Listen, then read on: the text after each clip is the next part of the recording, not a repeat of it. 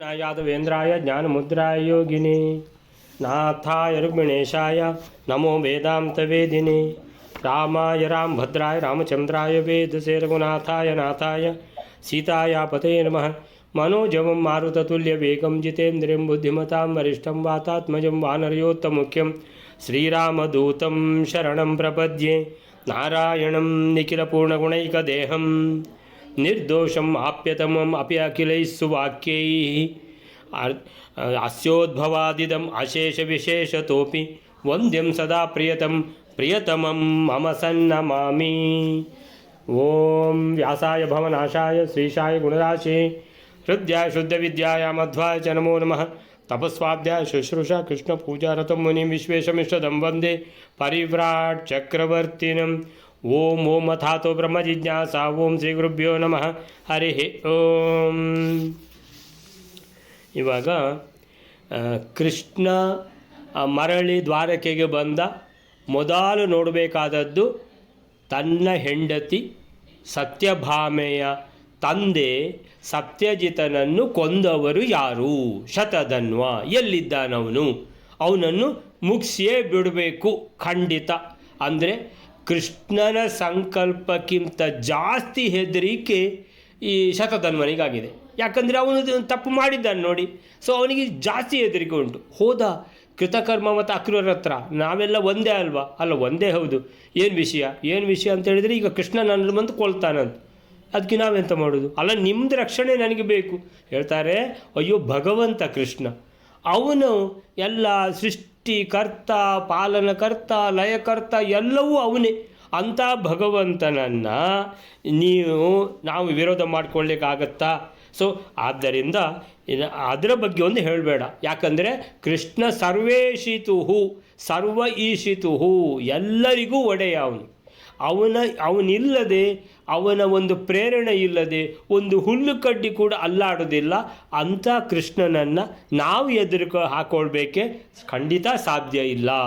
ಶತಧನ್ವನಿಗೆ ತಲೆ ಬಿಸಿ ಆಯಿತು. ಹಾಗಾದರೆ ತನಗಿನ್ನು ಯಾರಿಲ್ಲ, ಕೃಷ್ಣ ಬಂದರೆ ತಾನು ಕೃಷ್ಣನ ಹತ್ರ ಸಾಯುವುದೇ ಖಂಡಿತ ಅನ್ನುವಂಥದ್ದು ಶತಸಿದ್ಧ ಆಯಿತು. ಹಾಗಾದರೆ ಸಾಯುವ ಮೊದಲು ಸ್ಯಮಂತಕ ಮಣಿ ಒಂದು ಈ ನನ್ನ ಹತ್ರ ಬೇಡ ಅಂಥೇಳಿ ಅಕ್ರೂರನ ಕಿಸೆಗೆ ಹಾಕಿ ಅಲ್ಲಿಂದ ಒಂದು ಹೆಣ್ಣು ಕುದುರೆಯನ್ನು ತಗೊಂಡು, ಯಾಕಂದರೆ ಹೆಣ್ಣು ಕುದುರೆ ಬಹಳ ವೇಗವಾಗಿ ಓಡ್ತದೆ, ಏನು ಮಾಡಿದ? ಪಲಾಯನ ಮಾಡಿದ ಅಂತ ಅಲ್ಲಿವರೆಗೆ ಆಗಿದೆ. ಇವಾಗ ನಂತರ ಏನಾಯಿತು? ಪಲಾಯನ ಮಾಡಿದ ಶತಧನ್ವನನ್ನು ಕೃಷ್ಣ ಹಿಡಿತಾನ. ಏನಾಯಿತು ಅಂತ ನೋಡುವ. 31ನೇ ಶ್ಲೋಕ ವೇಳೆಯರೆ. ಶ್ರೀಕೃಷ್ಣ ನಮಃ. ಶ್ರೀ ಗುರುಭ್ಯೋ ನಮಃ. ಅನ್ವೇವತಂ ಕೃಷ್ಣ ರಾಮೋ ರಥೇನ ಯಾತೌ ಶತಂ ಯೋಜನಾನಾಂ ದಿನೇನ ಗತ್ವಾ ಮೃತಾಯಾಂ ಬಡವಾಯಾಂ ಪದೈವ ಸಂಪ್ರಾದ್ರವತ್ ಕೃಷ್ಣ ಏನಂ ಪದಾಗ. 31ನೇ ಶ್ಲೋಕ. ಹೆಣ್ಣು ಕುದುರೆಯನ್ನು ಏರಿ ಹೊರಟು ಹೋದ ಆ ಶತಧನ್ವನನ್ನು ಅನುಸರಿಸಿಯೇ ಕೃಷ್ಣ ಬಲರಾಮರು ರಥದಿಂದ ಅವನನ್ನು ಅನುಸರಿಸಿ ಹೋದರು. ಆ ಶತಧನ್ವನು ಒಂದು ದಿನದಲ್ಲಿ 100 ಯೋಜನೆಗಳ ದೂರ ಹೋಗಿ ಅನಂತರ ಮಿಥಿಲಾನಗರದ ಬಳಿ ಹೆಣ್ಣು ಕುದುರೆಯು ಸಾಯುತ್ತಿರಲು ಅವನು ಕಾಲ್ನಡಿಗೆಯಿಂದಲೇ ಓಡಲು ಪ್ರಾರಂಭಿಸುತ್ತಾನೆ. ಈ ಶತಧನ್ವನನ್ನು ಕೃಷ್ಣನು ಬಲರಾಮನನ್ನು ಅಲ್ಲಿಯೇ ಬಿಟ್ಟು ಕಾಲ್ನಡಿಗೆಯನ್ನು ಬೆನ್ನತ್ತಿದನು. ಅನ್ವೇವತಂ ಕೃಷ್ಣ ರಾಮೌ ರಥೇನ ಯಾತೌ ಶತಂ ಯೋಜನಾನಾಂ ದಿನೇನ ಗತ್ವಾ ಮೃತಾಯಾಂ ಬಡಬಾಯಾಂ ಪದೈವ ಸಪ್ರಾದ್ರವತ್ ಕೃಷ್ಣ ಏನಂ ಪದಾಗಾತ್. ಅನ್ವೇವ ತಂ, ಅನುಯೇವ, ಅವನು ಓಡ್ತಾ ಹೋಗ್ತಾ ಇದ್ದಾನೆ. ಹೆಣ್ಣು ಕುದುರೆಯನ್ನು ಏರಿ ವೇಗವಾಗಿ ಓಡ್ತಾ ಇದ್ದಾನೆ. ಅವನನ್ನು ಅನುಸರಿಸಿ ಕೃಷ್ಣ ಬಲರಾಮರು ಕೂಡ ತಂ ಅನ್ವೇವ, ಆ ಶತಧನ್ವನನ್ನು ಅನುಸರಿಸಿ ಕೃಷ್ಣರಾಮವು, ಬಲರಾಮ ಮತ್ತು ಕೃಷ್ಣರು ರಥೇನ ಯಾತೌ, ಅವನು ಕುದುರೆ ಮೇಲೆ ಹೋಗ್ತಾ ಇದ್ದರೆ ಇವರು ರಥವನ್ನೇರಿ ಹೋಗ್ತಾ ಇದ್ದಾರೆ. ಅನ್ವೇವತಂ ಕೃಷ್ಣರಾಮೌ ರಥೇನ ಯಾತೌ, ಹೋದರು, ಅವನನ್ನು ಓಡಿಸಿಕೊಂಡು ಹೋದರು. ಯಾರನ್ನ? ಶತಧನ್ವನನ್ನು. ಶತಂ ಯೋಜನಾನಾಂ ದಿನೇನ, ಇಡೀ ದಿವಸ ಓಡಿದೆ ಆ ಕುದುರೆ. ಎಷ್ಟು ವೇಗವಾಗಿ ಓಡ್ತಾ ಇದೆ ಅಂತ ಹೇಳಿದ್ರೆ ಹಿಂದಿಂದ ಅನುಸರಿಸಿ ಬಂದರೂ ಇಷ್ಟು ತನಕ ಹಿಡಿಲಿಕ್ಕೆ ಆಗಲಿಲ್ಲ ಆ ಕುದುರೆಯನ್ನು ಇವರಿಗೆ. ಶತಂ ಯೋಜನಾನಾಂ ದಿನೇನ, ಇಡೀ ದಿನ ಆ ಕುದುರೆ ಓಡಿದೆ ಅಂತೇಳಿದರೆ ಬೆಳಿಗ್ಗೆಯಿಂದ ಸಂಜೆವರೆಗೂ ಓಡಿಸಿದ್ದಾನೆ ಆ ಕುದುರೆಯನ್ನು. ಇವರು ಅವನ ಬೆನ್ನು ಹತ್ತಿದ್ದಾರೆ. ಶತಂ ಯೋಜನಾನಾಂ, ಒಂದು ಯೋಜನ ಅಂತೇಳಿದ್ರೆ ಕನಿಷ್ಠ 4-5 ಕಿಲೋಮೀಟರ್ ಅಂತೇಳಿದ್ರೆ, ಶತಂ ಯೋಜನಾನಾಂ ಅಂತೇಳಿದ್ರೆ 400-500 ಕಿಲೋಮೀಟರ್, ಅದಕ್ಕಿಂತ ಜಾಸ್ತಿನೇ ಹೊರತು ಕಡಿಮೆ ಇಲ್ಲ. ಯಾಕಂತೇಳಿದ್ರೆ ಬಹಳ ದೂರ ಇರುವಂತಹ ಪ್ರದೇಶಗಳು. ಶತಂ ಯೋಜನಾನಾಂ ದಿನೇನ ಅಂತೇಳಿದರೆ 500-600 ಕಿಲೋಮೀಟರ್ ಅಂತೇಳಿದರೆ ಇವರು ಹೇಳ್ತಾರೆ ದ್ವಾರಕೆಯಿಂದ ಮಿಥಿಲಾಪಟ್ಟಣ ಅಂತೇಳಿದರೆ ಸಾಮಾನ್ಯ ಇದು ಸಾವಿರಾರು ಕಿಲೋಮೀಟರೇ ದೂರ ಇದೆ. ಆದರೂ ನಾವೊಂದು ಕನಿಷ್ಠ ಪಕ್ಷ ಒಂದು 500-600 ಕಿಲೋಮೀಟರ್ ಅಂತೂ ಖಂಡಿತ ಓಡಿದೆ ಕುದುರೆ. ಗತ್ವಾ, ಇಡೀ ದಿನ ಓಡಿ ಓಡಿ ಓಡಿ ಓಡಿ ಅದು ಸಹ ಏನಾಗಿದೆ, ಒಂದು ಚೂರಾದರೂ ರೆಸ್ಟ್ ಇದೆಯಾ? ಇಲ್ಲವೇ ಇಲ್ಲ. ಯಾಕೆಂದರೆ ಹಿಂದಿನ ಬರ್ತಾ ಇದೆ ಯಾರು? ಕೃಷ್ಣ ಬಲರಾಮರ ರಥ. ಅದಕ್ಕೋಸ್ಕರ ಓಡಿಸಿದ್ದಾನೆ. ಓಡಿ ಓಡಿ ಓಡಿ ಅದು ಸತ್ತೇ ಹೋಯಿತು ಕುದುರೆ. ಗತ್ವಾ ದಿನೇನ ಗತ್ವಾ, ಇಡೀ ದಿನ ಓಡಿದೆ. ಮೃತಾಯಾಮ್ ಬಡಬಾಯಾಮ್ ಅಂತೇಳಿದರೆ ಬಡಬ ಅಂದರೆ ಆ ಹೆಣ್ಣು ಕುದುರೆ ಏನಾಯಿತು, ಸತ್ತೇ ಹೋಗಿಬಿಡ್ತು. ಎಲ್ಲಿ ಹೋಗಿ ನಿಂತಿತೋ ಅಲ್ಲೇ ಬಿತ್ತು ಸತ್ತೇ ಹೋಯಿತು. ಮೃತಾಯಾಮ್ ಬಡಬಾಯಾಮ್. ಸೊ ಕುದುರೆ ಇಲ್ಲ. ಯಾರಿಗೆ? ಶತಧನ್ವನಿಗೆ. ಏನು ಮಾಡಿದ? ಪದೈವ ಸಪ್ರಾದ್ರವತ್. ಸರಿ, ಬದುಕಿದೆಯಾ ಬಡ ಜೀವವೇ ಅಂತೇಳಿ ಅಲ್ಲಿಂದ ಕಾಲ್ನಡಿಗೆಯಿಂದಲೇ ಓಡಿದ. ಪದೈವ ಅಂದರೆ ಕಾಲ್ನಡಿಗೆ, ತನ್ನ ಪಾದಗಳು. ಕುದುರೆ ಇಲ್ಲ ಈಗ ಓಡಿಸಲಿಕ್ಕೆ. ಸೊ ಪದೈವ ಅಂತೇಳಿದರೆ ತನ್ನ ಕಾಲಿನ ಬಲದಿಂದಲೇ ಗತ್ವ ಓಡ್ತಾ ಹೋಗ್ತಾ ಇದ್ದಾನೆ.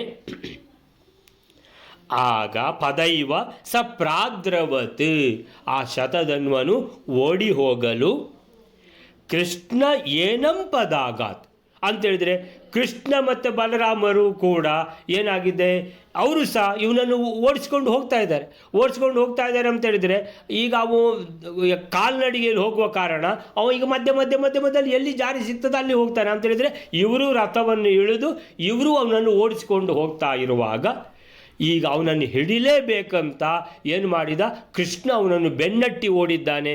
ಬಲರಾಮ ಹಿಂದೆ ಬಿದ್ದ. ಸೊ ಈಗ ಬಲರಾಮ ಹಿಂದೆ ಬಿದ್ದ, ಕೃಷ್ಣ ಒಬ್ಬನೇ ಓಡಿಸಿಕೊಂಡು ಹೋದ. ಈಗ ಅದರಲ್ಲಿ ಏನಾದರೂ ತಪ್ಪುಂಟಾ ಅಂತ ಪ್ರಶ್ನೆ. ಅಂತೇಳಿದರೆ ಬಲರಾಮನನ್ನು ಬೇಕಂತ ಬಿಟ್ಟು ಹೋದ್ನ. ಹಾಗೆ ಈಗ ಬಲರಾಮನನ್ನು ಬೇಕಂತೇಳಿ ಬಿಟ್ಟು ಹೋಗೋದಿದ್ದರೆ ಈಗ ಅವನನ್ನು ಬೆನ್ನಟ್ಟಿಕೊಂಡು ಹೋದದ್ದು ಹೌದಾ ಅಲ್ವಾ? ಯಾರನ್ನು? ಶತಧನ್ವನನ್ನು ಬೆನ್ನಟ್ಟದಿದ್ದರೆ ಇಷ್ಟು ತನಕ ಏನು 600-800-1000 ಕಿಲೋಮೀಟರ್ ಬಂದದ್ದು ವೇಸ್ಟ್ ಆಗೋದಿಲ್ವಾ? ಅವನು ತಪ್ಪಿಸಿಕೊಂಡು ಹೋಗೋದಿಲ್ವಾ? ಸರಿ, ಅವನನ್ನು ತಪ್ಪಿಸಿಕೊಂಡು ಹೋಗಲಿಕ್ಕೆ ಬಿಡಬಾರ್ದು ಅಂತೇಳಿದರೆ ಈಗ ಬಲರಾಮನಿಗೆ ಓಡಲಿಕ್ಕೆ ಆಗದಿದ್ದರೆ ಏನು ಮಾಡೋದು ಕೃಷ್ಣ? ಸೊ ಕೃಷ್ಣ ಬಲರಾಮ ಬರೆದಿದ್ದರೆ ಚಿಂತೆ ಇಲ್ಲ ಅಂತ ಕೃಷ್ಣ ಅವನನ್ನು ಓಡಿಸಿಕೊಂಡು ಹೋಗುವುದನ್ನು ಬಿಡಲಿಲ್ಲ. ಅಂದರೆ ಏನು, ಇಲ್ಲಿ ಏನೋ ಒಂದು ಆಗಲಿಕ್ಕುಂಟು ಅನ್ನುವಂಥ ಸಂಗತಿ. ಏನಂತೇಳಿದರೆ ಬಲರಾಮನಿಂದ ಆ ವೇಗವನ್ನು ಹಿಡಿಲಿಕ್ಕಾಗಲಿಲ್ಲ, ಹಿಂದೆ ಬಿದ್ದಿದ್ದಾನೆ. ಕೃಷ್ಣ ಅವನನ್ನು ಬೆನ್ನಟ್ಟಿ ಹೋಗಿದ್ದಾನೆ ಅಂತೇಳಿದರೆ ಪ್ರಶ್ನೆ ಎಲ್ಲ ಬರ್ತದೆ. ಬಲರಾಮನನ್ನು ಬಿಟ್ಟು ಹೋದ್ನ ಕೃಷ್ಣ? ಬೇಕಂತೇಳಿ ಬಿಟ್ಟು ಹೋದದ್ದ? ಎಲ್ಲ ಪ್ರಶ್ನೆಗಳು ಬರುವಂಥದ್ದಕ್ಕೆ ಅದಕ್ಕೆ ಆಚಾರ್ಯರು ಹೇಳಿದ್ದಾರೆ ಬಲರಾಮನಿಗೆ ಓಡಲಿಕ್ಕಾಗಲಿಲ್ಲ, ಕೃಷ್ಣ ಬೆನ್ನಟ್ಟಿ ಹೋಗಿದ್ದಾನೆ. ಸೊ ಕೃಷ್ಣ ಬೆನ್ನಟ್ಟಿ ಹೋಗಿಯೇ ಬಿಟ್ಟ. ಯಾಕೆ? ಅವನನ್ನು ಹಿಡಿಲೇಬೇಕು ಅಂತೇಳಿ. ಈಗ ಅವನ ಹಿಂದೆಯೇ ಅನ್ವೇವ ಅನುಸರಿಸಿ ಬೆನ್ನಟ್ಟಿದರು ಕೃಷ್ಣರಾಮವು. ಬಲರಾಮ ಮತ್ತು ಕೃಷ್ಣರು ರಥದಿಂದ ಹೊರಟರು. ಯಾತೌ ಶತಂ ಯೋಜನಾನಾಂ, ದಿನವಿಡೀ 100 ಅಂದರೆ 1000 ಕಿಲೋಮೀಟರ್ ಓಡಿದೆ. ಯಾವುದು? ಆ ಹೆಣ್ಣು ಕುದುರೆ. ಹೋಗಿ ಇನ್ನು ನನ್ನಿಂದ ಆಗುವುದಿಲ್ಲ ಅಂಥೇಳಿ ಅಲ್ಲೇ ಭಡ್ ಅಂತ ಬಿತ್ತು, ಸತ್ತೇ ಹೋಯಿತು. ಸೊ ಆಗ ಕುದುರೆ ಸತ್ತೇ ಹೋಗಲು ಶತಧನ್ವ ಏನು ಮಾಡಿದ, ಇನ್ನೇನು ಮಾಡೋದು, ಜೀವವನ್ನು ಉಳಿಸ್ಕೊಳ್ಬೇಕಲ್ಲ ಅಂತ ಕಾಲ್ನಡಿಗೆಯಲ್ಲಿ ಓಡತೊಡಗಿದ. ಆಗ ಕೃಷ್ಣ ಬಲರಾಮರು ಓಡಿಸ್ಕೊಂಡು ಹೋದರು. ಬಲರಾಮ ಹಿಂದೆ ಬಿದ್ದ, ಕೃಷ್ಣ ಮಾತ್ರ ಅವನನ್ನು ಬೆನ್ನಟ್ಟಿ ಹೋಗಿಯೇ ಬಿಟ್ಟ. ಶತಧನ್ವ ಓಡುತ್ತಾ ಹೊರಟಿದ್ದರಿಂದ ಕೃಷ್ಣ ಮತ್ತು ಬಲರಾಮರು ತಾವು ರಥದಿಂದ ಇಳಿದು ಓಡುತ್ತಲೇ ಬೆನ್ನಟ್ಟಿದರು ಶತ್ರುವನ್ನು. ಅವನನ್ನು ಬಿಡದೆ ಅವನನ್ನು ಏನು ಮಾಡಿದರೂ ಹಿಡಿಲೇಬೇಕಂತ ಕೃಷ್ಣ ಅವನನ್ನು ಬೆನ್ನಟ್ಟಿಯೇ ಬಿಟ್ಟ. ಬಲರಾಮ ಹಿಂದೆ ಬಿದ್ದಿದ್ದಾನೆ ಅಂತ ಹೇಳಿದರೆ ಕೃಷ್ಣ ಭಗವಂತ ಕೃಷ್ಣ ಬೆನ್ನಟ್ಟಿದ ಅಂತೇಳಿದರೆ ಅವನು ಸಿಗದೆ ಇರಲಿಕ್ಕೆ ಸಾಧ್ಯವೇ ಇಲ್ಲ ಅನ್ನುವಂಥ ಪ್ರಶ್ನೆ. ಸೊ ಅಲ್ಲಿಗೆ 31ನೇ ಶ್ಲೋಕ ಆಯಿತು. 32ನೇ ಶ್ಲೋಕ ಬೈದರೆ ಶರಸ್ತಸ್ಯ ಚಕ್ರೇಣ ಕೃಷ್ಣ ಜಾನನ್ನ ಕ್ರೂರೇ ಮಣಿಮೇತೇನ ದತ್ತಂ ಅಪ್ಯಜ್ಞವಲ್ಲೋಕ ವಿಡಂಬನಾಯ ಪರೀಕ್ಷವಾಸೋತ್ರ ನೇತ್ಯಾಹ ರಾಮಂ. 32ನೇ ಶ್ಲೋಕ. ಆ ಶತಧನ್ವನನ್ನು ಬೆನ್ನಟ್ಟಿಕೊಂಡು ಹೋದ ಶ್ರೀಕೃಷ್ಣನು ಚಕ್ರದಿಂದ ಶತಧನ್ವನ ತಲೆಯನ್ನು ಕತ್ತರಿಸಿ ಹಾಕುತ್ತಾನೆ. ಈ ಶತಧನ್ವನು ಅಕ್ರೂರನಿಗೆ ಸಮಂತಕಮಣಿಯನ್ನು ಕೊಟ್ಟ ವಿಷಯವು ಶ್ರೀಕೃಷ್ಣನಿಗೆ ಚೆನ್ನಾಗಿ ತಿಳಿದಿತ್ತು. ಆದರೂ ಕೂಡ ತಿಳಿಯದವನಂತೆ ಲೋಕವನ್ನು ಅನುಸರಿಸುವುದಕ್ಕಾಗಿ ಅವನ ವಸ್ತ್ರಗಳನ್ನು ಪರೀಕ್ಷಿಸಿ, ಅಂದರೆ ಮಣಿಯು ಇದೆಯೋ ಇಲ್ಲವೋ ಎಂದು ನೋಡಿ ಬಲರಾಮನನ್ನು ಕುರಿತು ಇಲ್ಲಿ ಮಣಿಯು ಇಲ್ಲವೆಂದು ಹೇಳುತ್ತಾನೆ. ಚಿತ್ವಾ ಶಿರಸ್ತಸ್ಯ ಚಕ್ರೇಣ ಕೃಷ್ಣೋ ಜಾನನ್ನ ಕ್ರೂರೇ ಮಣಿಂ ಏತೇನ ದತ್ತಂ. ಮಣಿಂ ಏನೇನ ಅಥವಾ ಮಣಿಂ ಅನೇನ ಅಥವಾ ಮಣಿಂ ಏತೇನ ದತ್ತಂ ಅಪಿ ಅಜ್ಞವತ್ ಲೋಕವಿಡಂಬನಾಯ ಪರೀಕ್ಷ್ಯ ವಾಸೋತ್ರ ನೇತ್ಯಾಹ ರಾಮಂ. ಚಿತ್ವಾ ಶಿರಃ, ಸಿಕ್ಕಿಯೇ ಬಿಟ್ಟ ಶತಧನ್ವ. ಏನು ಮಾಡಿದ? ಪುರ್ಸೊತೆ ಇಲ್ಲ, ಅವನ ಶಿರವನ್ನು ಕತ್ತರಿಸಿ ಹಾಕಿದ ಕೃಷ್ಣ. ಮಹಾಪಾಪಿ, ಬಿಡುವುದಿಲ್ಲ ನಿನ್ನನ್ನು. ಯಾಕಂದರೆ ತನ್ನ ಹೆಂಡತಿಯ ತಂದೆಯನ್ನು ಅನಾವಶ್ಯಕವಾಗಿ ಕೊಂದಿದ್ದಾನೆ. ಸರಿ, ಮಗಳನ್ನು ಕೊಡ್ತೇನೆ ಅಂತ ಹೇಳಿದ್ದೌದು, ಆದರೆ ಅನಿವಾರ್ಯ ಕಾರಣದಿಂದ ಕೊಡಲಿಕ್ಕಾಗಲಿಲ್ಲ. ಏನು ಮಾಡಲಿಕ್ಕಾಗ್ತದೆ? ಸೊ ಅದಕ್ಕೆ ಕೊಂದು ಬಿಡುವುದ ತಪ್ಪಲ್ವ? ಸೊ ತಪ್ಪು ಮಾಡಿದವರಿಗೆ ಶಿಕ್ಷೆ ಕೊಡಲೇಬೇಕಂತ ಕೃಷ್ಣ ಅವನ ತಲೆಯನ್ನು ಕತ್ತರಿಸಿ ಹಾಕಿದ. ಚಿತ್ವಾ, ಕತ್ತರಿಸಿ ಹಾಕಿ, ಶಿರಃ ತಸ್ಯ, ಅವನ ಶಿರವನ್ನು. ಯಾರ?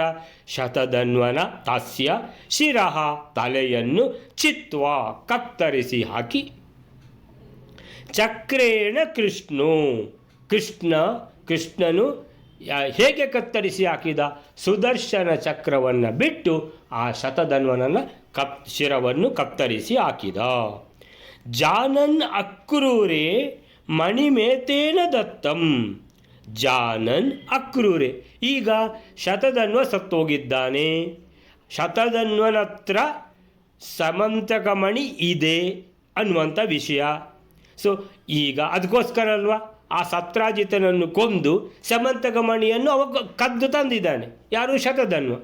ಶತಧನ್ವ ಹತ್ರ ಆ ಮಣಿ ಇದೆ. ಸೊ ಕೃಷ್ಣನಿಗೂ ಗೊತ್ತು, ಬಲರಾಮನಿಗೂ ಗೊತ್ತು. ಏನಂದರೆ ಅದು ಯಾರ ಹತ್ರ? ಶತಧನ್ವನ ಹತ್ರನೇ ಇರಬೇಕು ಅಂತ ಬಲರಾಮನಿಗೆ. ಕೃಷ್ಣನಿಗೆ ಎಲ್ಲ ವಿಷಯ ಗೊತ್ತು. ಯಾಕಂದರೆ ಕೃಷ್ಣ ಭಗವಂತ, ಸರ್ವಜ್ಞ, ಎಲ್ಲವನ್ನೂ ತಿಳಿದವನು. ಯೋಚನೆ ಮಾಡಿದ, ಯಾರ ಹತ್ರ ಉಂಟು? ಇಲ್ಲ, ಅವ ಅಕ್ರೂರನಿಗೆ ಕಿಸೆಗೆ ಹಾಕಿ ಸತ್ತೋಗಿದ್ದಾನೆ. ಓ, ಆಗೋ ವಿಷಯ. ಸರಿ, ಅಂದರೆ ತನಗೆ ಗೊತ್ತು. ಆದರೂ ಶತಧನ್ವನ ಶರ್ಟಿನ ಕಿಸೆಯಲ್ಲಿದೆಯಾ, ಅಥವಾ ಅವನ ಇನ್ನು ಯಾವುದಾದ್ರು ಜೋಬ್ನಲ್ಲಿ ಇದೆಯಾ, ಅಥವಾ ಅವನ ಬ್ಯಾಗ್ನಲ್ಲಿ ಇದೆಯಾ, ಎಲ್ಲ ಚೆಕ್ ಮಾಡಿದ ಕೃಷ್ಣ. ಅಷ್ಟಾಗುವಾಗ ಬಲರಾಮ ಬಂದ. ಓಡಿಕೊಂಡು ಬಂದ. ಸೊ ಬಲರಾಮ ಓಡಿಕೊಂಡು ಬರುವಾಗ ಇವನ್ನೆಲ್ಲ ಚೆಕ್ ಮಾಡ್ತಾ ಇದ್ದಾನೆ ಕೃಷ್ಣ. ಯಾರ್ದು? ಶತಧನ್ವನ ಯಾವುದರಲ್ಲಿ? ಅಂಗಿಯಲ್ಲಿದೆಯಾ, ಪ್ಯಾಂಟಲ್ಲಿದೆಯಾ, ಯಾವುದರಲ್ಲಿದೆ, ಬ್ಯಾಗಲ್ಲಿದೆಯೋ, ಯಾವುದರಲ್ಲಿದೆ, ಚೀಲದಲ್ಲಿದೆಯೋ, ಎಲ್ಲಿದೆ ಅಂತ ಹುಡುಕ್ತಾ ಇದ್ದಾನೆ. ಹುಡುಕಿದ್ದು ಯಾಕೆ ಅಂತ ಪ್ರಶ್ನೆ. ಯಾಕಂದರೆ ಭಗವಂತನಿಗೆ ಎಲ್ಲವೂ ಗೊತ್ತಲ್ವ ಅಂತೇಳಿದರೆ ಅಕ್ರೂರನಿಗೆ ಕೊಟ್ಟದ್ದು ಗೊತ್ತಿಲ್ವಾ? ಗೊತ್ತಿದೆ. ಶತಧನ್ವನ ಹತ್ರ ಸಮಂತಕ ಮಣಿ ಇಲ್ಲ ಅಂತ ಗೊತ್ತಿಲ್ವಾ? ಗೊತ್ತಿದೆ. ಮತ್ತು ಹುಡುಕಿದ್ದು ಯಾಕೆ ಅಂದರೆ ಲೋಕ ವಿಡಂಬನೆಗಾಗಿ. ತನಗೆ ಗೊತ್ತಿದೆ, ಆದರೆ ಲೋಕದವರಿಗೆ ಗೊತ್ತಿದೆಯಾ? ಬಲರಾಮನಿಗೆ ಗೊತ್ತಿದೆಯಾ ಎಲ್ಲಿದೆ ಮಣಿ ಅಂತ? ಆದ್ದರಿಂದ ಸೊ ಲೋಕದ ವಿಡಂಬನೆಗೋಸ್ಕರ ಲೋಕದವರು ಏನು ತಿಳ್ಕೊಂಡಿದ್ರು, ಸತ್ರಾಜಿತನನ್ನು ಕೊಂದು ಶತಧನ್ವನು ಸಮಂತಕಮಣಿಯನ್ನು ಅಪಹರಿಸಿಕೊಂಡು ತಂದಿದ್ದಾನೆ. ಹಾಗಾದರೆ ಈಗ ಶತಧನ್ವನನ್ನು ಕೃಷ್ಣ ಕೊಂದ ಅಂತ ಹೇಳಿದರೆ ಕೂಡಲೇ ಅವನು ಮಾಡುವ ಎರಡನೇ ಕೆಲಸ ಏನಂತ ಹೇಳಿದರೆ, ಎಲ್ಲಿದೆ ಮಣಿ ಅದು ಅಂತ ಹುಡುಕಬೇಕು. ಶತಧನ್ವನ ಹತ್ರ ಎಲ್ಲಿದೆ ಅಂತ. ಅದಕ್ಕೋಸ್ಕರ ಎಲ್ಲರೂ ಏನು ಮಾಡ್ತಾರೆ, ಹುಡುಕ್ತಾರೆ, ಎಲ್ಲಿದೆ ಅಂತ ಹುಡುಕ್ತಾರೆ, ಪರೀಕ್ಷಿಸ್ತಾರೆ ಎಲ್ಲಿದೆ ಅಂತ. ಅದೇ ಎಲ್ಲರೂ ಹೇಗೆ ಪರೀಕ್ಷೆ ಮಾಡ್ತಾರೋ, ಶರ್ಟ್ ಜೋಬಲ್ಲಿದೆಯೋ ಅಥವಾ ಬ್ಯಾಗಲ್ಲಿದೆಯೋ, ಇದೇ ರೀತಿ ಎಲ್ಲರೂ ಹೇಗೆ ಪರೀಕ್ಷೆ ಮಾಡ್ತಾರೋ ಕೃಷ್ಣನು ಹಾಗೆ ಪರೀಕ್ಷೆ ಮಾಡಿದ. ಜಾನನ್ ಅಕ್ರೂರೆ ಅಂದರೆ ಅಕ್ರೂರನ ಹತ್ರ ಮಣಿ ಇದೆ ಅಂತ ಗೊತ್ತಿಲ್ವಾ? ಗೊತ್ತಿದೆ.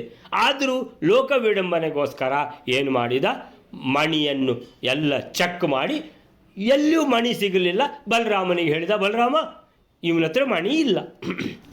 ಅಪಿ ಅಜ್ಞವತ್ ಅಂತ ಹೇಳಿದರೆ ಏದು ತನಗೆ ತಿಳಿಯದ ಹಾಗೆ ಏನು ಮಾಡಿದ ಕೃಷ್ಣ, ಅಪಿ ಅಜ್ಞವತ್. ಸೊ ಈ ಲೋಕದವರಿಗೆ ಏನಾಗಿದೆ ಅಂತ ಏನಾದರೂ ಗೊತ್ತಿರೋದಿಲ್ಲ. ಈಗ ಮಣಿ ಅವನ ಹತ್ರ ಇದೆಯೋ ಇಲ್ಲೋ ಗೊತ್ತಿರೋದಿಲ್ಲ. ಅವ್ರು ಏನು ಮಾಡ್ತಾರೆ, ಲೋಕದವರು ಚೆಕ್ ಮಾಡ್ತಾರೆ.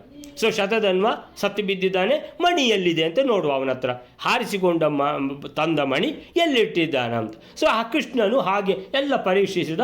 ಶತಧನ್ವನ ಹತ್ರ ಮಣಿ ಸಿಗಲಿಲ್ಲ. ಬಲರಾಮನಿಗೆ ಹೇಳಿದ, ಬಲರಾಮ ಇವನ ಹತ್ರ ಮಣಿ ಇಲ್ಲ. ಅಪಿ ಅಜ್ಞವತ್ ಏನು ತಿಳಿಯದವರ ಹಾಗೆ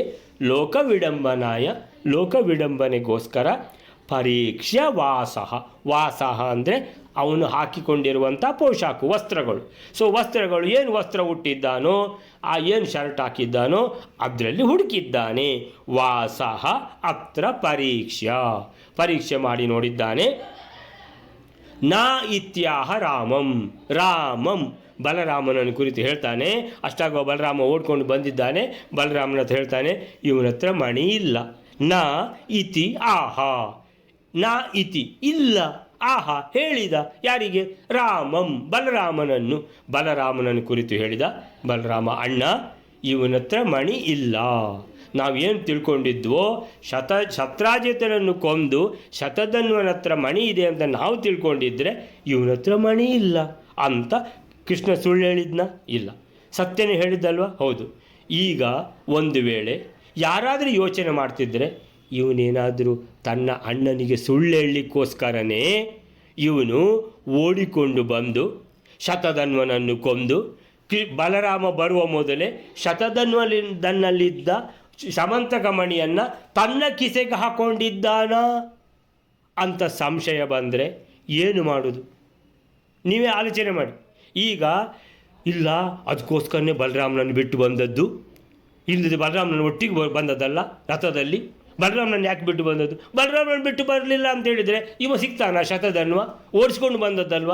ಈಗ ಅವ ಬಾರ್ದಿದ್ರು ಸಹ ಇವನಿಗೆ ಓಡ್ಲಿಕ್ಕೆ ಆಗ್ತದಂತ ಅದು ಇವ ಓಡೋದು ಬೇಡವಾ? ಇವ ಓಡಿದ್ದಾನೆ, ಅವ ಸಿಕ್ಕಿದರೆ ಅವನ ಸುದರ್ಶನ ಚಕ್ರದಿಂದ ಅವನ ತಲೆಯನ್ನು ಕತ್ತರಿಸಿ ಹಾಕಿ ಅವರು ಚೆಕ್ ಮಾಡ್ತಾ ಇರುವಾಗ ಎಲ್ಲಿದೆ ಸಮಂತಕ ಮಣಿ ಅಂತ ಬಲರಾಮ ಓಡಿಕೊಂಡು ಬಂದಿದ್ದಾನೆ. ಸೊ ಬಲರಾಮ ಓಡಿಕೊಂಡು ಬರ್ತಾ ಇರುವಾಗ ಇವ ಚೆಕ್ ಮಾಡ್ತಾ ಇದ್ದಾನೆ ಕೃಷ್ಣ ಎಲ್ಲಿದೆ ಅಂತ. ಎಲ್ಲಿ ಇರಲಿಲ್ಲ. ಬಲರಾಮನಿಗೆ ಹೇಳಿದ, ಬಲರಾಮ ಇವನ ಹತ್ರ ಸಮಂತಕ ಮಣಿ ಇಲ್ಲ ಅಂತ. ಎಲ್ಲಿಯಾದರೂ ತಪ್ಪಿದೆಯಾ, ಏನಾದರೂ ತಪ್ಪಿದೆಯಾ ಎಲ್ಲ ಹೇಳಿಬಿಟ್ರು ಮಧ್ವಾಚಾರ್ಯರು. ಈ ರೀತಿ ಆದದ್ದು ನೀವೇ ಯೋಚನೆ ಮಾಡಿ, ಯಾರದು ತಪ್ಪು, ಏನು ಸಂಗತಿ, ಅದು ಯಾರಾದರೂ ತಪ್ಪು ಹೊರಿಸೋದಿದ್ದರೆ ಅರ್ಥ ಬೇಡವಾ ಅದಕ್ಕೆ? ಸೊ 32ನೇ ಶ್ಲೋಕಕ್ಕೆ ಹೇಳ್ತಾರೆ, ಚಿತ್ವಾ ಶಿರಃ ತಸ್ಯ. ಶ್ರೀಕೃಷ್ಣ ಚಕ್ರದಿಂದ, ಕೃಷ್ಣ ಚಕ್ರದಿಂದ ತಸ್ಯ ಶಿರಃ ಚಿತ್ವಾ ಅವನ ತಲೆಯನ್ನು ಕತ್ತರಿಸಿ ಮಣಿಯನ್ನು ಅಕ್ರೂರನ ಕೈಗೆ ಇತ್ತಿದ್ದನ್ನು ತಿಳಿದಿದ್ದರೂ ಏನೂ ತಿಳಿಯದವನಂತೆ ಅಜ್ಞವತ್ ಲೋಕವಿಡಂಬನಾಯ. ಅಜ್ಞ ಅಂದರೆ ತಿಳಿಯದವ, ಜ್ಞ ಅಂದರೆ ತಿಳಿಯದವ. ಸರ್ವವನ್ನೂ ತಿಳಿದವನು ಸರ್ವಜ್ಞ, ಏನೂ ತಿಳಿಯದವನು ಅಜ್ಞ. ಸೊ ಈಗ ಸರ್ವಜ್ಞನಾದ ಶ್ರೀಕೃಷ್ಣ ಭಗವಂತ ಅಜ್ಞನಾಗಿ ಏನೂ ತಿಳಿಯದವನಂತೆ ಇಡೀ ಶತಧನ್ವನ ಆ ಸತ್ತು ಬಿದ್ದಿದ್ದ ಆ ಶರೀರದ ಮೇಲೆ ಮಣಿ ಎಲ್ಲಿದೆ ಅಂತ ಹುಡುಕಿದ್ದಾನೆ. ಮಣಿ ಸಿಗಲಿಲ್ಲ. ಆದರೆ ಪ್ರಶ್ನೆ ಬಂತು, ಅಲ್ಲ ಕೃಷ್ಣ ಯಾಕೆ ಹುಡುಕಿದ್ದು? ಅವನಿಗೆ ಗೊತ್ತಿರಲಿಲ್ವಾ ಅವನ ಹತ್ರ ಮಣಿ ಇಲ್ಲ ಅಂತ? ಹೌದು ಗೊತ್ತಿತ್ತು, ಅವನು ಭಗವಂತನಿಗೆ ಎಲ್ಲವೂ ಗೊತ್ತಿದೆ, ಮತ್ತು ಮಣಿ ಹುಡುಕಿದಾಗ ಯಾಕೆ ಮಾಡಿದ್ದು? ಬಲರಾಮನಿಗೆ ಮೋಸ ಮಾಡಲಿಕ್ಕ ಅಂತೇಳಿದರೆ ಏನಿದು ಅಂತೇಳಿದರೆ, ನೀವು ಯಾರ ಮೇಲೂ ನೀವು ಏನಂತೇಳಿದರೆ ಒಂದು ಅಪವಾದ ಹೊರಿಸಬೇಕಂತೇಳಿದರೆ ಭಗವಂತನನ್ನೇ ಬಿಡಲಿಲ್ಲ ಅಂತೆ ಲೋಕ. ಈ ಶ್ರೀಕೃಷ್ಣ ಭಗವಂತನನ್ನೇ ಲೋಕ ಬಿಡಲಿಲ್ಲ, ಅಪವಾದ ಹೊರಿಸ್ತಾರೆ. ಹಾಗಾದರೆ ಬಾಕಿದ್ದವರ ಪಾಡೇನು ನೀವು ಆಲೋಚನೆ ಮಾಡಿ. ಬೇಕಂತ ಬಿಟ್ಟು ಬಂದಿದ್ದಾನೆ ಅಂದಮೇಲೆ ಇಲ್ಲಿ ತನಗೆ ಗೊತ್ತಿದ್ದರೂ ಸಹ ಏನಂತೇಳಿದರೆ ಒಂದು ಚೆಕ್ ಮಾಡಿದ ಹಾಗೆ, ಪರೀಕ್ಷೆ ಮಾಡಿದ ಹಾಗೆ ಮಾಡಿದ್ದಾನೆ. ಆ ಸಮಂತಕ ಮಣಿಯನ್ನು ಮೊದಲೇ ಕಿಸೆಗೆ ಹಾಕ್ಕೊಂಡಿದ್ದಾನೆ. ಬಲರಾಮ ಬಂದಾಗ ಇಲ್ಲ ಅಂತ ಹೇಳಿದ್ದಾನೆ. ಅಯ್ಯೋ, ನೀವು ಎಷ್ಟು ತಪ್ಪು ಹೊರಿಸ್ತೀರಿ ನೀವು ಈ ಲೋಕ ಅನ್ನುವಂಥದ್ದು ಹೀಗೆ. ಅಂದರೆ ತಪ್ಪು ಹೊರಿಸಲಿಕ್ಕೇ ಇರೋದು ಲೋಕ. ಏನು ಯಾವ ಥರ ಇರಲಿ ಈ ಲೋಕ ತಪ್ಪು ಹೊರಿಸಿಬಿಡ್ತದೆ. ಸೊ ಅಪಿ ಅಜ್ಞವತ್ತು ಲೋಕವಿಡಂಬನಾಯ ಪರೀಕ್ಷಾವಾಸೋತ್ರ. ಲೋಕವಿಡಂಬನೆಗಾಗಿ ಕೃಷ್ಣನು ಶತಧನ್ವ ತೊಟ್ಟಿದ್ದ ವಸ್ತ್ರಗಳನ್ನು ಪರೀಕ್ಷಿಸಿದ. ಎಲ್ಲಿದೆ ಸಮಂತಕ ಮಣಿ ಅಂತ. ಬಲರಾಮನಿಗೆ ಅಷ್ಟಾಗುವಾಗ ಓಡಿಕೊಂಡು ಬಂದ ಬಲರಾಮನಿಗೆ ಹೇಳಿದ, ಅಣ್ಣ ಇವನತ್ರ ಮಣಿ ಇಲ್ಲ, ಎಲ್ಲ ಚೆಕ್ ಮಾಡಿದೆ ನಾನು. ಶತಧನ್ವ ಹಾಗೆ ಓಡುವ ಮುನ್ನ ಸ್ಯಮಂತಕ ಮಣಿಯನ್ನು ಅಕ್ರೂರನ ಕಿಸೆಗಾಕಿ ಆ ನಂತರ ನೀನು ಮಣಿಯನ್ನು ಹಿಡ್ಕೊಂಡು ಹೋಗು, ಹೇಗಿದ್ದರೂ ನನಗೆ ರಕ್ಷಣೆ ಕೊಡುವುದಿಲ್ಲಲ್ಲ, ನಾನು ಓಡ್ತೇನೆ ಅಂತ ಓಡಿದ್ದಾನೆ ಹೆಣ್ಣು ಕುದುರೆಯನ್ನು ಹಿಡ್ಕೊಂಡು. ಸೊ ಸರ್ವಜ್ಞನಾದ ಕೃಷ್ಣನಿಗೆ ಎಲ್ಲವೂ ತಿಳಿದಿದೆ. ಆದರೂ ಅವನು ಶತಧನ್ವನನ್ನು ಕೊಂದದ್ದು ಯಾಕೆ? ತನ್ನ ಹೆಂಡತಿಯ ತಂದೆ ಹೆಣ್ಣು ಕೊಟ್ಟ ಮಾವ ಸತ್ರಾಜಿತನನ್ನು ಅನಾವಶ್ಯಕವಾಗಿ ಕೊಲೆ ಮಾಡಿದ್ದಕ್ಕೆ ಸತ್ರಾಜಿತನ ಯಾರನ್ನು? ಶತಧನ್ವನನ್ನು ಶಿಕ್ಷೆ ನೀಡಬೇಕಂತ ಕೊಂದ. ನಂತರ ಮಣಿ ಅವನತ್ರ ಇಲ್ಲ, ಅಕ್ರೂರನ ಹತ್ರ ಅವ ಕೊಟ್ಟಿದ್ದಾನೆ ಅನ್ನುವಂಥದ್ದು ಅಲ್ಲದೆ ಎಲ್ಲವನ್ನೂ ತಿಳಿದಿರುವಂಥ ಭಗವಂತ ಶ್ರೀಕೃಷ್ಣ ಲೋಕವಿಡಂಬನೆಗೋಸ್ಕರ ಲೋಕದ ನಿಯಮಗಳನ್ನು ಪಾಲಿಸಲೇಬೇಕು. ಯಾರಾದರೂ ಏನು ಮಾಡ್ತಿದ್ರು? ಹುಡುಕ್ತಿದ್ರು. ಅವನು ಹುಡುಕಿದ, ಕೃಷ್ಣನೂ ಹುಡುಕಿದ. ಅಷ್ಟಾಗ ಬಂದ ಬಲರಾಮನಿಗೆ ಹೇಳಿದ ಏನಂತ, ಬಲರಾಮ ಇವನ ಬಳಿ ಮಣಿ ಇಲ್ಲ ಅಂದು ನುಡಿದ. ಹೀಗೆ ಶ್ರೀಕೃಷ್ಣ ಬಲರಾಮರು ಇಬ್ಬರು ಒಟ್ಟಾಗಿಯೇ ಓಡಿದರೂ ಶ್ರೀಕೃಷ್ಣ ಶತಧನ್ವನನ್ನು ಕೊಂದಾದ ಮೇಲೆಯೇ ಬಲರಾಮನಿಗೆ ಅಲ್ಲಿ ಬಂದು ತಲುಪಲು ಸಾಧ್ಯವಾಯಿತು. ಏನು ಮಾಡಲಿಕ್ಕಾಗ್ತದೆ? ಬಲರಾಮನಿಗೆ ಕಾದರೆ ಶತಧನ್ವ ತಪ್ಪಿಸಿಕೊಳ್ತಾನೆ, ಶತಧನ್ವನನ್ನು ಹಿಡಿಲಿಕ್ಕೆ ಬಂದರೆ ಬಲರಾಮ ತಿಳ್ಕೊಳ್ತಾನೆ ಇವ ನನ್ನನ್ನು ಬೇಕಂತ ಬಿಟ್ಟು ಹೋಗಿದ್ದಾನೆ. ಎಂಥದ್ರಿ ಇದು? ಏನು ಮಾಡೋದು? ಎರಡರಲ್ಲಿಯೂ ತಪ್ಪು ಅಂತೇಳಿದರೆ ಇನ್ನು ಬೇರೆ ಯಾವುದಾದ್ರೂ ಮಾಡಲಿಕ್ಕಾಗತ್ತಾ? ಇಲ್ಲ. ಇರುವುದೇ ಎರಡು ಚಾನ್ಸು. ಒಂದು, ಶತಧನ್ವನನ್ನು ಅಟ್ಟಿಸಿಕೊಂಡು ಬಂದ್ರಿಂದ ಅವನ ಅಟ್ಟಿಸಿಕೊಂಡು ಹೋಗಿ ಅಟ್ಟಿಸ್ಕೊಂಡು ಹೋಗ್ಬೇಕು, ಬಿಡಬಾರ್ದು ಅವನನ್ನು. ಅಥವಾ ಇಲ್ಲ, ಬಲರಾಮ ನೀನು ನಾನು ಒಟ್ಟಿಗೆ ಬಂದದಲ್ಲ, ನಾವು ಒಟ್ಟಿಗೆ ಹೋಗುವ, ಅದು ಶತಧನ್ವ ಹೋದರೆ ಹೋಗಲಿ ಅಂತ ಬಿಡಬೇಕು. ಅಂದರೆ ಇಷ್ಟು ತನಕ ಸಾವಿರಾರು ಕಿಲೋಮೀಟ್ರ್ ಯಾಕೆ ಮತ್ತೆ ಅಟ್ಟಿಸ್ಕೊಂಡು ಬಂದದ್ದು? ಅಂದರೆ ಪ್ರಶ್ನೆ ಹೇಗೆ ಅಂತ ನೋಡಿ, ನೀವು ಆಲೋಚನೆ ಮಾಡಿ ಅಂತ ಹೇಳಿದ್ರೆ ಸುಮ್ಮನೆ ಅಪವಾದ ಹೇಗೆ ಹಾಕುವುದು ಅಂತ. ಸೊ ಹೀಗೆ ಎಂದರೆ ಎಷ್ಟಾದರೂ ಭಗವಂತನ ವೇಗದ ಮುಂದೆ ಬಲರಾಮನ ವೇಗ ಏನು ಕಡಿಮೆಯೇ ಅನ್ನುವಂಥದ್ದು ಇಲ್ಲದಿದ್ದರೂ ಗೊತ್ತಿರುವಂಥ ವಿಷಯ. ಭಗವಂತನಿಂದ ತಪ್ಪಿಸಿಕೊಳ್ಳಲಿಕ್ಕೆ ಯಾರಿಂದಲೂ ಸಾಧ್ಯ ಇಲ್ಲ. ಇಷ್ಟು ತನಕ ಬಂದದ್ದು ಯಾಕೆ ಅಂತೇಳಿದರೆ ಆಗಲೇ ಹಿಡಿಬೋತಿತ್ತು. ಹಾಗಿದ್ದರೆ ಅಂತೇಳಿದರೆ ಏನಂತೇಳಿದರೆ ಲೋಕದ ನಿಯಮದ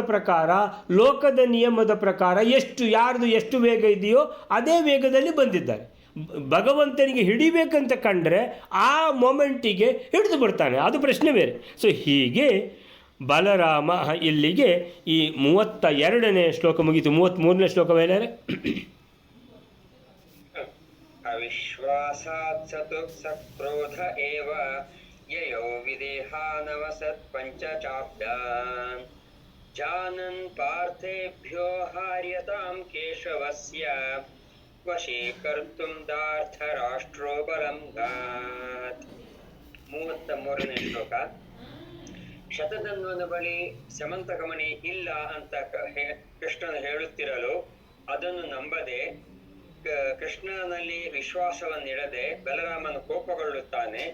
ಹಾಗೂ ವಿದೇಹ ಪಟ್ಟಣದ ಕಡೆಗೆ ಹೊರಟು ಹೋಗುತ್ತಾನೆ. ಅಲ್ಲಿ 5 ವತ್ಸರಗಳವರೆಗೆ ಆವಾಸ ಮಾಡುತ್ತಾನೆ. ಪಾಂಡವರಿಂದ ತನ್ನೆಡೆಗೆ ಕೃಷ್ಣನನ್ನು ಸೆಳೆಯಲು ಅಸಾಧ್ಯವೆಂದು, ಅಂದರೆ ಪಾಂಡವರಿಗೆ ಕೃಷ್ಣನ ಸಹಾಯವನ್ನು ತಪ್ಪಿಸಲು ಅಸಾಧ್ಯವೆಂದು ತಿಳಿದವನಾಗಿ ಧೃತರಾಷ್ಟ್ರನ ಮಗನಾದ ದುರ್ಯೋಧನನು ಬಲರಾಮನನ್ನು ತನ್ನ ವಶವನ್ನಾಗಿ ಮಾಡಿಕೊಳ್ಳುವುದಕ್ಕಾಗಿ ವಿದೇಹ ನಗರಕ್ಕೆ ಹೋಗುತ್ತಾನೆ. ಅವಿಶ್ವಾಸಾತ್ ಸತು ಸಕ್ರೋಧ ಏವ ಯಯೌ ವಿದೇಹಾನ್ ಅವಸತ್ ಪಂಚಚಾಬ್ದಾನ್ ಜಾನನ್ ಪಾರ್ಥೇಭ್ಯೋ ಅಹಾರ್ಯತಾಂ ಕೇಶವಸ್ಯ ವಶೀಕರ್ತುಂ ಧಾರ್ತರಾಷ್ಟ್ರೋ ಬಲಂ ಗಾತ್. ಅವಿಶ್ವಾಸಾತ್, ಇವ ನನಗಿಂತ ಮೊದಲು ಯಾಕೆ ಬಂದ? ಓ, ಮೆಲ್ಲ ಬಂದು ಅಂದರೆ ಓಡಿ ಹೋಗಿ ನನಗಿಂತಲೂ ಫಾಸ್ಟ್ ಹೋಗಿ ಆ ಶತಧನ್ವನನ್ನು ಕೊಂದು ನಾನು ಬರುವ ಮೊದಲು ಆ ಸ್ಯಮಂತಕ ಮಣಿಯನ್ನು ಕೃಷ್ಣ ಅವನಿಂದ ಅಪಹರಿಸಿ ನನಗೆ ಇಲ್ಲ ಅಂತ ಸುಳ್ಳು ಹೇಳಿದ್ದಾನೆ. ದೇವ್ರೆ, ಭಗವಂತನ ಮೇಲೆ ಅಪವಾದ.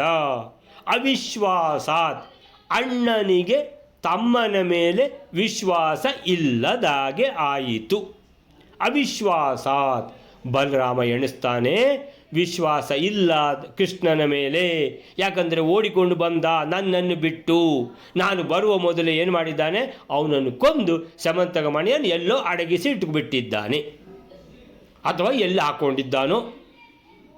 ಅವಿಶ್ವಾಸಾತ್ ಅಂತೇಳಿದ್ರೆ ಸತು ಸಕ್ರೋಧ ಏವ, ಕ್ರೋಧ ಉಕ್ಕೇರಿತು ಬಲರಾಮನಿಗೆ. ಅಣ್ಣನಿಗೆ ಮೋಸ ಮಾಡುದ ಇವ ಕೃಷ್ಣ ಅಂತ ಕೋಪಿಸಿಕೊಂಡು ಬೇಜಾರು ಪಟ್ಟುಕೊಂಡು ನಾನು ಇವನೊಟ್ಟಿಗೆ ಇರುವುದೇ ಇಲ್ಲ ಅಂತ ಹೇಳಿಬಿಟ್ಟು ಯಯೌ ಹೋಗಿಬಿಟ್ಟ. ಎಲ್ಲಿಗೆ? ವಿದೇಹಾನ್, ವಿದೇಹ ದೇಶವನ್ನು ಕುರಿತು ಹೋಗಿಬಿಟ್ಟ. ಅಲ್ಲಿ ಅವಸತ್ ಪಂಚಚಾಬ್ದಾನ್ ಮತ್ತು ಅಲ್ಲಿ ಅಬ್ದಾನ್ ಅವಸತ್, ಅಲ್ಲಿ 5 ವರ್ಷ ಅಲ್ಲೇ ಇದ್ದ. ನಾನು ಕೃಷ್ಣನ ಮುಖನೂ ನೋಡುವುದಿಲ್ಲ ಅಂತೇಳಿ. ನೀವು ಆಲೋಚನೆ ಮಾಡಿ, ಈಗ ಕೃಷ್ಣಂದು ಏನಾದರೂ ತಪ್ಪಿದೆಯಾ? ಏನು ತಪ್ಪು ಅಂತೇಳಿ ಅಣ್ಣ ತಮ್ಮನ ಮೇಲೆ ಸಂದೇಹ ಪಟ್ಟುಕೊಂಡು ಅವಿಶ್ವಾಸ ಪಟ್ಟುಕೊಂಡು ಕೃಷ್ಣ ನನಗೆ ಮೋಸ ಮಾಡಿದ್ದಾನೆ, ನನ್ನನ್ನು ಬಿಟ್ಟು ಬಂದದ್ದು ಅದಕ್ಕೆ. ಯಾಕೆಂದರೆ ಸಮಂತಕ ಮಣಿಯನ್ನು ಅಪಹರಿಸಬೇಕು ತನಗೆ ಗೊತ್ತಾಗದ ಹಾಗೆ ಅಂತ ಕೃಷ್ಣನ ಮೇಲೆ ಏನು ಮಾಡಿಕೊಂಡು ಬೇಜಾರು ಪಟ್ಟುಕೊಂಡು ಕೋಪ ಬಂದು ಅವನನ್ನು ಏನು ಮಾಡಿದ? ಬಿಟ್ಟು ಹೋಗಿಬಿಟ್ಟ. ಎಲ್ಲಿಗೆ ಹೋಗ್ತೀಯ ಅಣ್ಣ ಅಂತ ಕೇಳಿದರೆ ಹಿಂದೆ ತಿರುಗಿ ನೋಡಲೇ ಇಲ್ಲ, ಹೋಗೇ ಬಿಟ್ಟ. ದುರು ಅಂದರೆ ಎಲ್ಲಿಗೆ ಹೋದ? ವಿದೇಹ ದೇಶವನ್ನೇ ಬಿಟ್ಟು ಬೇರೆ ಕಡೆ ಹೋಗಿದ್ದಾನೆ. ವಿದೇಹ ದೇಶವನ್ನು ಕುರಿತು ಹೋದ. ಅಲ್ಲಿ 5 ವರ್ಷ ಇದ್ದ, ಬರಲೇ ಇಲ್ಲ. ಒಂದು ಲೆಟ್ರ್ ಹಾಕಿದಾನ? ಏನಾದರೂ ಉಂಟಾ? ಏನಾದರೂ ಮೆಸೇಜ್ ಉಂಟಾ? ಏನಿಲ್ಲ ಅಂತೇಳಿದ್ರೆ ನೋಡಿ, ಸಿಟ್ಟು ಅಂದರೆ ಹೇಗೆ ಅಂತ. ಒಂದು ಸಿಟ್ಟು, ಇನ್ನೊಂದು ಮಿಸ್ಅಂಡರ್ಸ್ಟ್ಯಾಂಡಿಂಗ್ ಅಂತೇಳಿದರೆ ಈ ಲೋಕದಲ್ಲಿ ಎಲ್ಲ ಸಿಟ್ಟು ಇದೇ ಥರ ಮಿಸ್ಅಂಡರ್ಸ್ಟ್ಯಾಂಡಿಂಗಲ್ಲೇ ಸಿಟ್ಟು. ಅಂದರೆ ಈಗ ಅವನ ಮೇಲೆ ಕೋಪ ಮಾಡಿಕೊಂಡು, ಅದು ಎಂಥ ಕೋಪ, 5 ವರ್ಷ ಮುಖ ನೋಡಲಿಲ್ಲ ಅಂತ ಹೇಳಿದರೆ ಎಂಥ ತಪ್ಪು ಮಾಡಿರಬೇಕು ಎಲ್ಲ ಎಣಿಸೋದು. ಅವನಂದರೆ ಈಗ ಬಲರಾಮನ ಹತ್ರ ಕೇಳ್ತಾರೆ ಅಂತ ಇಟ್ಕೊಳ್ಳಿ, ಏನದು ಏನಾಯಿತು ವಿಷಯ? ಅವನು ಬೇಕಂತ ತಿಳ್ಕೊಂಡು ಏನು ಮಾಡಿದ? ನನಗಿಂತ ಮೊದಲು ಓಡ್ಕೊಂಡು ಬಂದ, ಸಮಂತಕ ಮಣಿಯನ್ನು ಹಾರಿಸಿಬಿಟ್ಟಿದ್ದಾನೆ.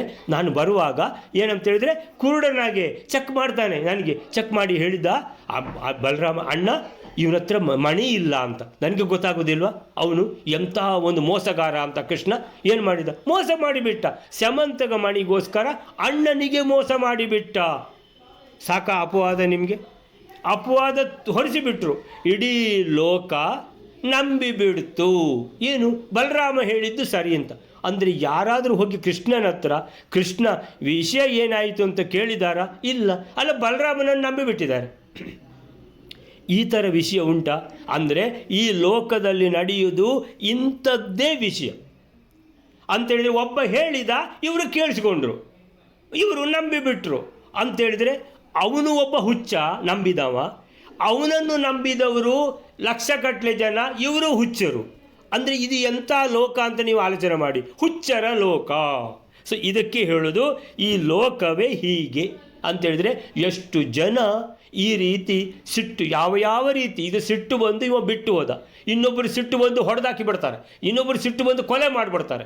ಕೃಷ್ಣ, ನೀನು ಅಣ್ಣನಿಗೆ ಮೋಸ ಮಾಡಿದ್ಯಲ್ಲ, ನಿನ್ನನ್ನು ನಾನು ಬಿಡೋದಿಲ್ಲ, ಕೊಂದೇ ಬಿಡು. ಕೊಂದು ಬಿಟ್ಟವರಿದ್ದಾರೆ, ಆಮೇಲೆ ಹೊಡೆದು ಕಳಿಸಿದವರಿದ್ದಾರೆ, ಆಮೇಲೆ ಅಪವಾದ ಮಾಡಿ ಮುಖ ನೋಡಿದವರಿದ್ದಾರೆ. ಅಯ್ಯೋ ಏನೆಲ್ಲ ನಡೀತದ್ರಿ ಈ ಲೋಕದಲ್ಲಿ ಎಲ್ಲ. ಮತ್ತೆ ನಿಜವಾಗಿ ನೋಡಿದರೆ ಇಲ್ಲವೇ ಇಲ್ಲ, ಕೋಪಕ್ಕೆ ಆಧಾರವೇ ಇಲ್ಲ. ಆಧಾರರಹಿತ ಕೋಪ, ಅದರ ಪರಿಣಾಮಗಳು ನೋಡಿ. ಹೀಗೆ ಅದಕ್ಕೆ ಹೇಳುವುದು, ಕಣ್ಣಲ್ಲಿ ಕಂಡರೂ ಪರಾಂಬರಿಸಿ ನೋಡು. ಅಲ್ಲ, ನಾನೇ ನೋಡಿದ್ದೇನೆ. ಅಲ್ಲ, ನೀನು ನೋಡಿದ್ದಿ ಹೌದು, ನೀನು ನೋಡಿದರೂ ಕೂಡ ಪರಾಂಬರಿಸಿ ನೋಡಬೇಕು ಅಂತ ಅದಕ್ಕೆ ಲೋಕದಲ್ಲಿ ಹೇಳುವಂಥದ್ದು. ಇವತ್ತು ಇಲ್ಲಿಗೆ ನಿಲ್ಲಿಸ್ಕೊಳ್ಳೋಣ. ಶ್ರೀಕೃಷ್ಣ ಅರ್ಪಣಮಸ್ತು.